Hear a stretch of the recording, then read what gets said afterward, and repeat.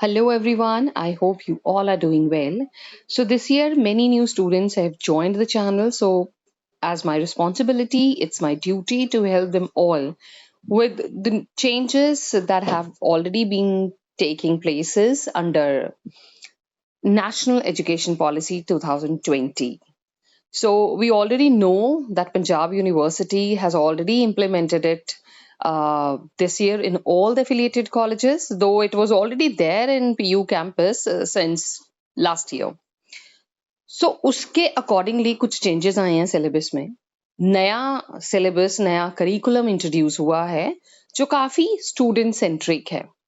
तो जो पुरानी जनरल इंग्लिश थी अब वो बदल के एबिलिटी एनहांसमेंट कोर्स हो चुकी है. इसके अलावा जिसको आप इलेक्टिव इंग्लिश बोलते थे, now that is major discipline specific course हो चुका है. वो मेजर जैसे फर्स्ट ईयर में आपने 3 अटेम्प्ट लेने हैं, उसके बाद क्रेडिट के बेसिस पे you would be deciding which subject is to be taken for major and then which to be minor. तो फर्स्ट ईयर में कोर 3 सब्जेक्ट्स हैं और उसके अलावा you have Punjabi as compulsory subject. This too, you can say it's common in all the undergraduate courses. AEC English का जो code है ENG AEC1. So similarly, there are many changes that have already taken place, and I'm going to help you in grasping these, in understanding. क्योंकि पुराना जो syllabus था उसमें 4 chapters pros के, 4 poetry के, कुछ ग्रामेटिकल टॉपिक्स पोइट्री के, जैसे 4 पोएम्स आ गई, 4 प्रोज चैप्टर्स आ गए और grammatical topics, and that was it. But अब चेंज हो चुका है. It has been changed for betterment. तो अब आपकी बुक में 3 यूनिट्स हैं इन टोटल. जो आपका फर्स्ट यूनिट है, यूनिट 1, तो unit 1 is based on sounds of English. उसमें साउंड्स ऑफ इंग्लिश हैं यूनिट 1 में. तो इसमें फोनेटिक्स है जो आगे पोस्ट ग्रेजुएशन में एक सब्जेक्ट होता था जिसको आप ऑप्ट करते थे, linguistics. That use to come under that. या बीएड जो स्टूडेंट्स ऑप्ट करते थे उनको पता है फोनेटिक्स क्या है. तो ये बहुत अच्छी चीज है कि आपको, मैं बड़ी देर से चैनल पे फोनेटिक्स की क्लासेस डालना चाहती थी, that you should know something new. But somehow like पिछले 1 साल से कुछ ऐसा था कि I couldn't upload a single video. तो मुझे था कि चलो with lots of good words, with lot of encouragement from my well wishers and people who actually encourage me honestly, sincerely. So I am like back on the channel again. तो first unit आपका रहेगा sounds of English, जो मैं priority पे यहाँ पे cover करूंगी. The second unit is use of English in various situations. Use of English की, इंग्लिश को आप कहाँ कहाँ यूज करते हो, किन किन सिचुएशंस में. जब हम रिसेप्शन पे होते हैं किसी होटल की, किसी ऑर्गेनाइजेशन की, वहां पे हम इंग्लिश यूज करते हैं, कैसे बोलते हैं.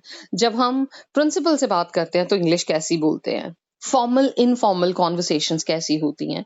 जब हम डॉक्टर से बात करते हैं तो कैसे बात करेंगे. हम अपने फ्रेंड से बात करते हैं तो कैसे करेंगे. तो सेकेंड यूनिट बहुत ईजी है. और उसके अलावा यूनिट 2 में ये जो यूज ऑफ इंग्लिश है, इसके अलावा इसमें स्टेज पे जो पब्लिक स्पीकिंग है आपकी, वो भी आएगी. डिबेट एंड डिस्कशंस भी हैं इसमें.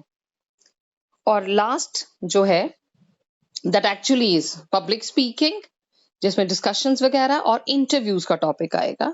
तो ये सारे topics I would be covering in this, like I am going to make a new playlist. अगर आपको कोई कंफ्यूजन हो, आपको दोबारा से ढूंढना ना पड़े, तो मेरे चैनल पे अब से एक अलग से प्लेलिस्ट होएगी विच वुड बी AEC. मैं आपको 1 मिनट के लिए दिखा देती हूँ कि उसको कैसे फाइंड आउट करना है आपने. So look at how to find. मान लीजिए ये ऐप है, तो आपने यहाँ पे जाके कंटेंट पे जाना है.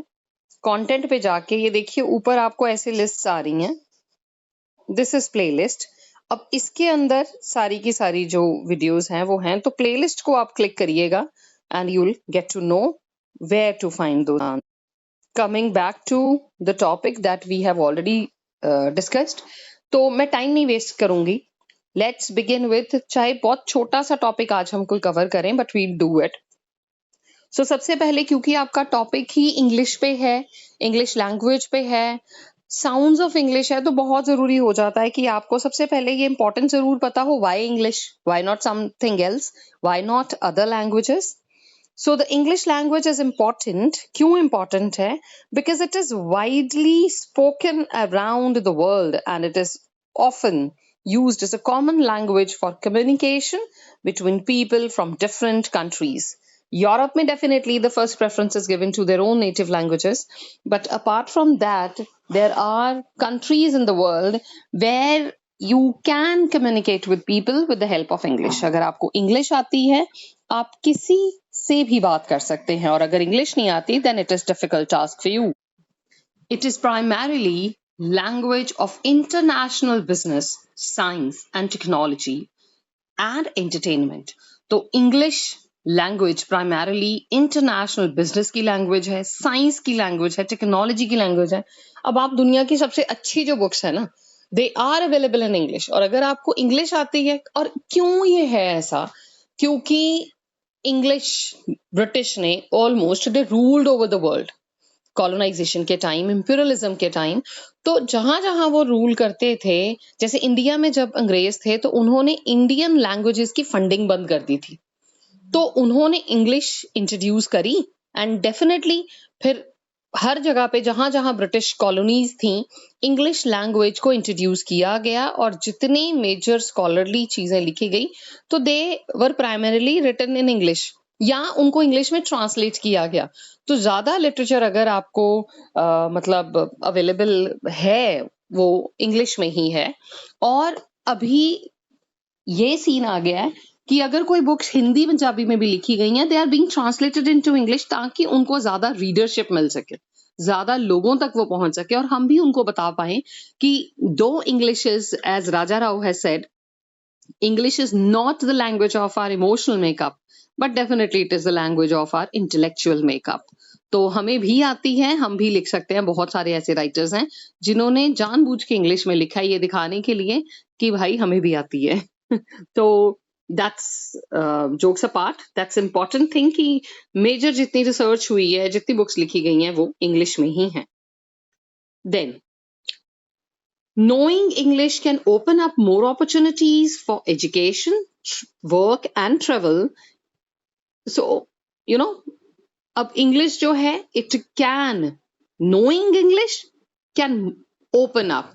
इंग्लिश को अगर आप जानते हो तो आपके लिए बहुत सारी अपॉर्चुनिटीज, बहुत सारे मौके खुल जाते हैं. किसके लिए? एजुकेशन में, वर्क में और ट्रेवल में. हम अपनी रीजनल लैंग्वेजेस के साथ, no doubt we should love our regional languages, but नया सीखना हमेशा ही अच्छा होता है.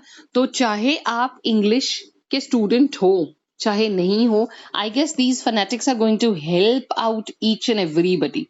तो जो भी चैनल को देख रहे हैं, अगर आप देख लेंगे तो कल को यू नेवर नो, आपको कल अपने बच्चों को पढ़ाना पड़ जाए, आपको आना ही चाहिए. सीखने की कोई एज नहीं होती. So it also allows people to assess a vast amount of information, since many books, websites and other resources are in English. तो ये एक जरूरी, एक हमारे लिए कंपल्शन भी हो जाती है इंग्लिश को सीखना, कि हम दुनिया भर की बुक्स को एसेस कर पाए, उनको रीड कर पाए, उनको समझ पाए. तो बहुत जरूरी है कि हमें इंग्लिश आती हो. फिर चाहे हमें स्पेनिश आती है, नहीं आती है, अगर वो बुक इंग्लिश में भी अवेलेबल है, we can read and admire that writer and his writing skills. तो अब मेजर इंपॉर्टेंट थिंग जो यहाँ पे आगे समझनी है हमने, this is what the alphabet of English, जो मैं नेक्स्ट टॉपिक पे, नेक्स्ट क्लास में कवर करने वाली हूँ. So till now, take care of you, happy learning and enjoy every moment of your life. Take care. Bye for now.